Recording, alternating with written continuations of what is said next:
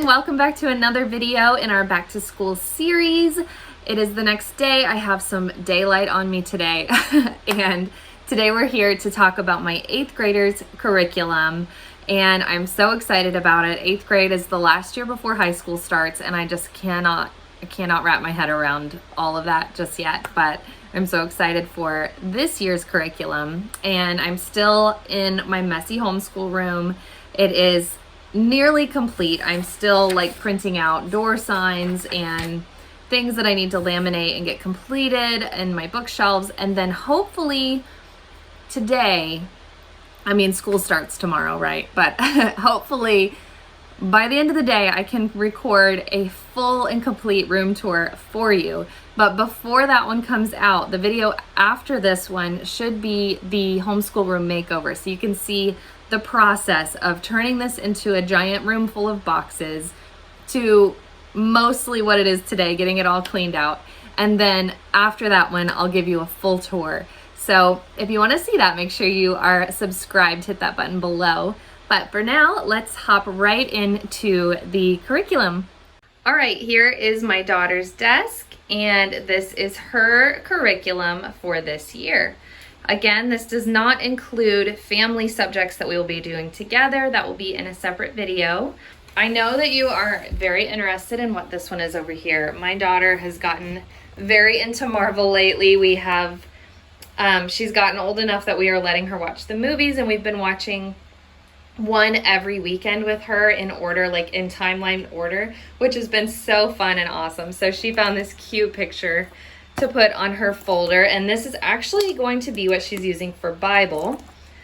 So I have done different things for Bible. Last year we watched videos on Right Now Media, and she did sort of a Bible study together, but this year I want her to dive a little bit deeper. So this is a free weekly Bible study from Real Time Faith, and it is for her age range. So you can see they have like a little memory text on the Sabbath. I think I'm going to give her a different memory verse than that one, but we'll see. I haven't really decided yet. And then for each day, she has a story, and then each day she has a little assignment. So this is a little more mature, obviously, for her age. And then on the back, we have just different things to do each day, how to apply it to your life. It's really great. It dives a little bit deeper, which is something that I am excited about for her this year. And I can print these out for free online, and then we're just going to add one to this book every week. For her language arts, we are continuing with The Good and the Beautiful. So last year, if you don't know, the Good and the Beautiful language arts course levels do not necessarily match up with grade level. So Olivia was a little bit behind in her grammar last year, so we boosted our grammar last year, and then halfway through the year, she retested, and we actually just started in on the level 6 after Christmas. So she had a half a year of working on this language arts book. It's so great. It is full of sentence diagramming, stories, art lessons, history. There's just everything in here, and it's just really great. It works a little bit with a parent and a little bit on your own. So she's about halfway done with this book, so she's going to be finishing it up this year. And then for the second half of the year, I got the level 8 book studies from the book The Good and the Beautiful. I just got one of them because you're meant to do several for the year. So we're just going to go ahead and do one of these, and then she will move into high school next year. So this grammar and writing guide goes with it, and it actually will carry over into her high school courses. It's just used for a reference. And then she will read this book, Wild Like the Foxes, and then this book study will go along with it chapter by chapter and give her a little lesson and language arts for each chapter. So she will be learning her language arts as well, but also going along with this book. So that will be fun. And then for her math this year, we are going to be using Saxon Math. Last year we used teaching textbooks. And while I believe it is a great program, it was just not a good fit for us. I teach better using a book, and I think she learns better. She requested to use this because this is the program that she used before when she was in a private Christian school. So this will be familiar to her going back.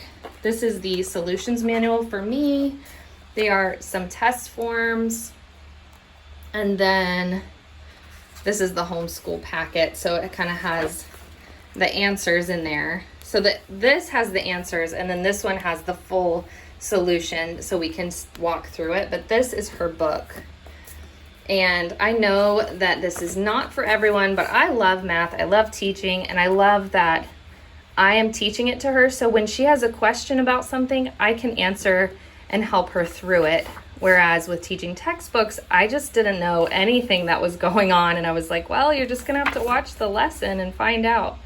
So we're excited about this. This is what we're familiar with, and it's going to be great. So if you watched my first graders curriculum, you saw that we are going to be doing rotations this year. So while I am working with my first grader on language arts and math, my 8th grader will be doing these different workbooks. So she's going to be doing Wordly Wise to go along with her language arts. She is used to doing Wordly Wise throughout school. She started doing this, but we stopped last year because we were also doing Fix-It Grammar, and we wanted to focus more heavily on that. So I just saved this for this year. And she gets a word list at the beginning of the week. And then each day there's a little lesson to go with those words and to implement them. And then we will probably be doing a spelling test at the end of the week with those words. On Fridays, she's going to be doing creative writing. So this is another one that we started, but we just really didn't have time for it in the past. One thing I love about homeschool is nothing goes to waste. If you don't have time or the right level to do something one year, you can just save it and continue it on the next year or pass it down to another child. So this is really great for creative writing and expanding your imagination as far as more descriptive writing and just thinking about all those things. So she loved like going outside on the hammock and just really being in her own thoughts and filling these out. So we're going to continue that this year. We are also going to be doing handwriting again. Last year she did level 7, and she's going to do level 6 this year, which is fine. They do not have a level 8 from the Good and the Beautiful yet, but it is still great practice for her handwriting and still art projects that she's doing. So she's still getting the same handwriting practice. I love their handwriting from the Good and the Beautiful. It only takes a few minutes, and it's just really wonderful. And I love that it's teaching cursive. Okay, and then I got Olivia a Mindbenders as well. This is the level 5. Again, this does not necessarily correspond to grade level. So these I mentioned in my first grade curriculum video, but if you did not watch this, this is like something that I loved when I was in school. So you get these different categories on this graph here, and then you get clues. So you have to like find the clue and check off which one. Is she a dress designer, florist, gardener, or symphony conductor? You kind of figure out which one goes where, and so you mark off, like you see here, little pluses and minuses based on the clues, and it starts out easy and gets progressively more difficult as you go. I think that she is going to really enjoy this. I always did, and I think that's going to be a little fun thing to do. We are also going to be using Easy Peasy Homeschool for just a few little extra things. I'm going to do a separate video on that one, so you will be able to see what Easy Peasy looks like. That is online, and we will also be doing Spanish online on Duolingo as well. So that is my daughter's 8th grade curriculum for this year. I hope that was beneficial to you in some way. Thank you so much for watching this video, and please stay tuned for the next ones to see the makeover of this room. We also have family subjects coming up very soon. That video is one to look out for, and just a whole slew of other video ideas I have written down, and I'm so excited to share with you. So I hope to see you in my next video. Bye.